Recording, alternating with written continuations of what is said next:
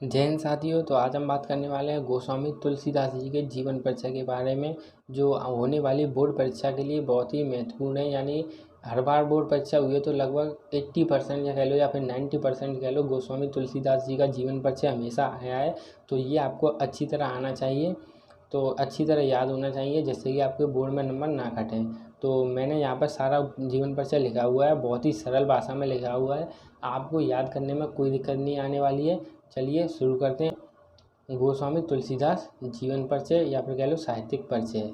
तो तुलसीदास का जन्म, तुलसीदास जी थे, उनका जन्म सन 1532 यानी 1532 ईस्वी में बांदा जिला है। बांदा मतलब डैम के नाम से आपको याद रहेगा। बांदा जिले के रायपुर नामक गांव में माना जाता है। यानी जो तुलसीदास जी थे, उनका जन्म 1532 ईस्वी में बांदा जिले के रायपुर नामक गांव में माना जाता है।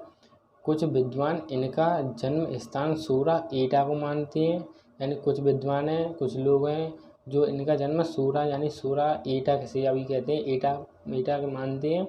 और कुछ विद्वान सूकर क्षेत्र यानी सूकर क्षेत्र को मानते हैं। यानी जो सूरदास जी थे, उनके जन्म से रिलेटेड यहाँ पे 3 बातें। पहला मतलब जो हमेशा ज़्यादातर लोग मानते हैं कि सन 1532 ईस्वी में रायपुर में। दूसरी बात है कि एटा में मानते हैं, और तीसरी बात सूकर क्षेत्र में मानते हैं। ठीक है, इतना क्लियर। इसमें से आप अगर सिर्फ रायपुर में लिख कर आएंगे तो कोई दिक्कत नहीं है, नंबर नहीं कटेंगे आपके। जो तुलसीदास जी थे, इनके पिता का नाम आत्माराम दुबे, यानी जो तुलसीदास जी थे, इनके पिताजी थे, उनका नाम था आत्माराम दुबे से। और माता का नाम हुलसी था। यानी जो तुलसीदास जी की माता का नाम क्या था? हुलसी था। अभुक्त मूल नक्षत्र में जन्म लेने के कारण इनके माता पिता ने इनको त्याग दिया था। यानी तुलसीदास जी के माता पिता थे, इन्होंने तुलसीदास जी को त्याग दिया। ऐसे अनाथ बालक तुलसी को सौभाग्य से स्वामी नरहरि दास जैसे गुरु का साथ प्राप्त हो गया। अब जब त्याग दिया तो तुलसीदास जी थे, उन्हें स्वामी नरहरिदास का साथ प्राप्त हो गया, गुरु का साथ प्राप्त हो गया। यानी जो तुलसीदास जी थे, उन्होंने स्वामी नरहरिदास को अपना गुरु बना लिया। ठीक है, इन्हीं की कृपा से, यानी जो नरहरिदास थे, इन्हीं की कृपा से तुलसीदास जी ने शास्त्रों का अध्ययन और अनुशीलन का अवसर मिला। यानी जो स्वामी नरहरिदास जी थे, स्वामी नरहरिदास जी थे, इन्हीं की कृपा से जो तुलसीदास जी थे, इन्होंने शास्त्रों का अध्ययन और अनुशीलन का अवसर मिला। यानी स्वामी नरहरिदास ने ही तुलसीदास जी को शास्त्रों का अध्ययन और अनुशीलन कराया, मतलब इनकी पढ़ाई लिखाई की। ये स्वामी जी के साथ काशी आ गए। यानी जो तुलसीदास जी थे, वो स्वामी जी यानी नरहरिदास जी के साथ काशी आ गए। इनका विवाह रत्नावली के साथ हुआ था। यानी तुलसीदास जी का विवाह किसके साथ हुआ था? रत्नावली के साथ हुआ था। ठीक है, इन्हें अपनी पत्नी से अत्यधिक प्रेम था। यानी जो तुलसीदास जी थे, वो अपनी पत्नी को बहुत प्रेम करते थे और उनके सौंदर्य के रूप के प्रति वे अत्यंत आसक्त थे। अब आप समझ सकते हैं। एक बार इनकी पत्नी बिना बताए मायके चली गई।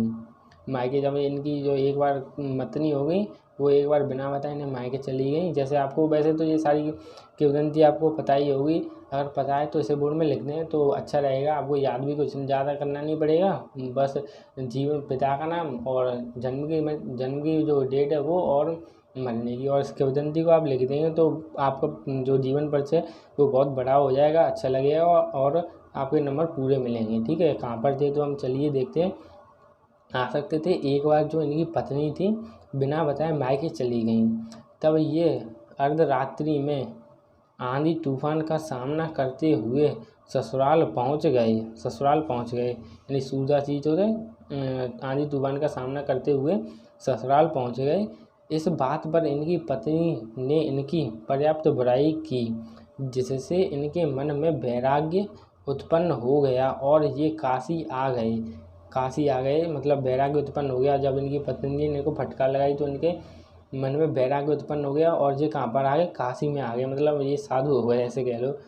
इनका जीवन काशी, अयोध्या, चित्रकूट में अधिक व्यतीत हुआ। यानी जो तुलसीदास जी थे, इनका जो जीवन काल का समय था वो अत्यधिक काशी, अयोध्या और चित्रकूट में बीता था। ठीक है, तो तुलसीदास इन सन 1623 ईस्वी में काशी में इनका निधन हो गया। यानी जो तुलसीदास जी थे उनका निधन सन 1623 ईस्वी में काशी में इनका निधन हो गया। मैं हर बार अपनी हर वीडियो में बताता हूँ कि जो डेट होती हैं या फिर जो ऐसे छोटे छोटे शब्द होते हैं जो याद करने होते हैं, उन्हें याद करने के लिए सबसे अच्छा मतलब जो कह सकते हैं कारगर जो तरीका है वो यही है कि आप इन्हें याद करें और एक बार लिख कर ज़रूर देखें। ठीक है।